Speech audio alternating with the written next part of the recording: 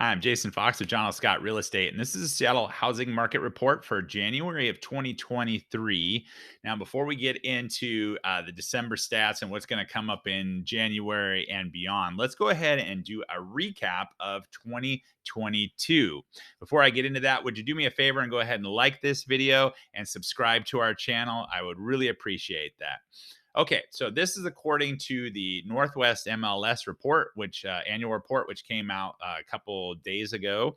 And the first thing, let's just kind of talk about the market, right? What do we see? So we started off with a blaze. As a matter of fact, last summer we never really slowed down. We had these record number of transactions, and it just kicked right on through spring and just rocket fueled up. And it was around April when the interest rates went ahead and took a big jump up. And as soon as that happened, we started heading back down. So we had made significant gains just in those first couple of months.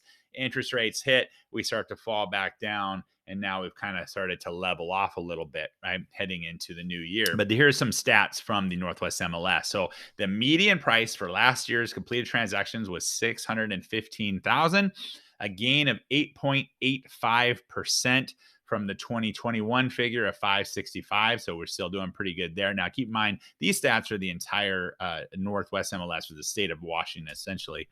And just to kind of put that in perspective, in 2012, the median price was 245,000. So things have gone up pretty significantly over a pretty short period of time. So transaction wise, compared to 2021, there were 23,317 fewer sales. That's 21.7% less than last year's sales of homes and condos, which last year's, by the way, was the lowest total since 2014.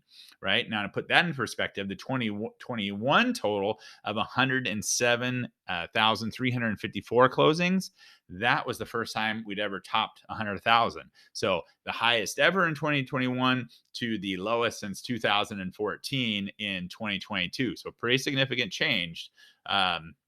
Real estate analysts point to insufficient inventory and spikes in interest rates as the factor for the decrease. Okay, makes sense. During 2022, Freddie Mac's mortgage market survey showed that rate of a 30-year fixed mortgage was 3.22. You remember those threes or even the twos? Holy moly! For the week ending of 1/6, so January 6th of 2022, and then it steadily increased to a peak of 7.8%, 7.08% in early November, as before it started tapering down a little bit to about 6.42% at the end of December, which is where we're hovering right now, kind of hanging out in that 6.5 mark right now. And then finally, of last year's 84,037 closed sales, 9,504 of them, or about 11.3%, were classified as new construction. Okay, now to put that in perspective, that was 2,699 fewer new construction sales than in 2021. So down 22%. So that's kind of what we have.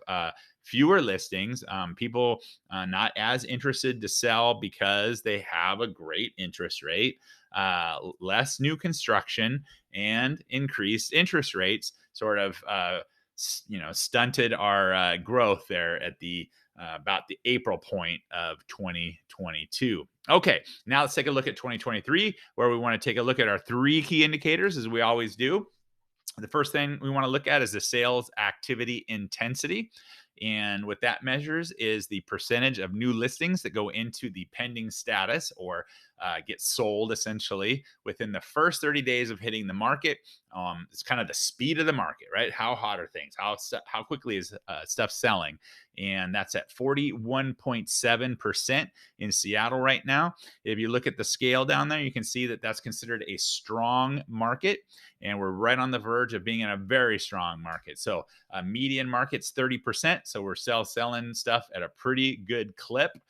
The second thing we want to look at is the inventory level. Okay, supply and demand. The more inventory we have, the less demand, or the least amount of inventory, the more demand, however you want to look at it. So our supply level right now is 2.3 months of supply.